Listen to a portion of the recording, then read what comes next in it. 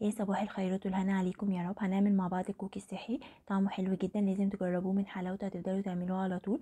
كرانشي من بره وطري من جوه.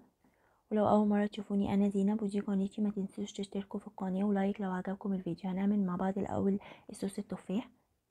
هجيب الاول تفاحه واقشرها واقطعها بالحجم اللي تحبوه.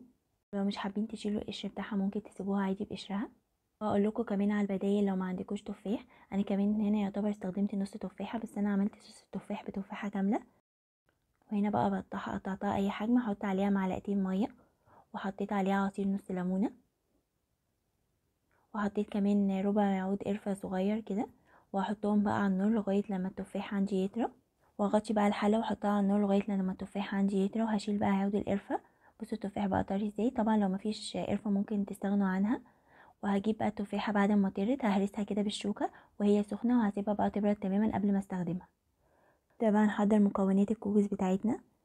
عندي هنا معلقه صغيره من البيكنج صودا، وعندي كمان ربع معلقه صغيره من الملح، وتلت كوبايه من الكاكاو الخام. وهحطهم بقى على كوبايه وتلت من الدقيق الاسمر. وهقلب بقى المكونات دي مع بعض كويس لغايه لما يختلطوا تماما مع بعض. وهنا بس نقلتهم في بوله اكبر عشان اعرف اقلبهم. وكده بقى خليط المواد الجافه بقى جاهز معايا. نيجي بقى نحضر باقي المكونات.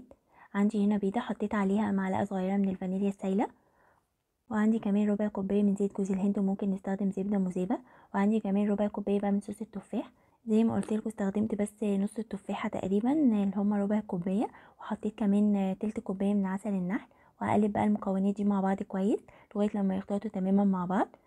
طبعا ممكن لو ما عندكوش بقى تفاحه وعايزين تعملوا الكوكيز ده ممكن تستبدلوا التفاح بزبادي. هتحطوا برضو ربع كوبايه من الزبادي.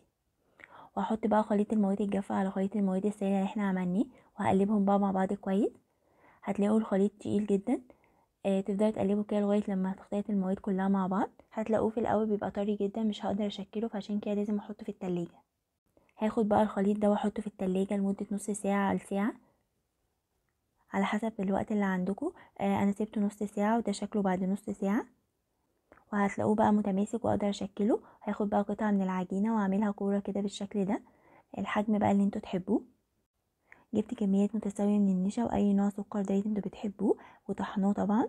وهحط بقى فيه الكوكيز كده. وطبعا لو مش حابين الخطوة دي ممكن تستغنوا عنها، بس هو فعلا عطي كرانشي كده من بره.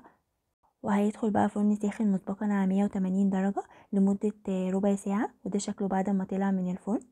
هسيبه بقى يبرد الاول قبل ما اجي جنبه. طعمه حلو جدا تحفة، لازم تجربوه. مقرمش كده وكرانشي من بره وطري جدا من جوه. تحسوه كده كوكيز مع كيك، طعمه حلو جدا. يا رب الفيديو يكون عجبكم. هستنى رأيكم في التعليقات لو عجبكم الفيديو. وبألف هنا وشفا لكل اللي هيجربوا.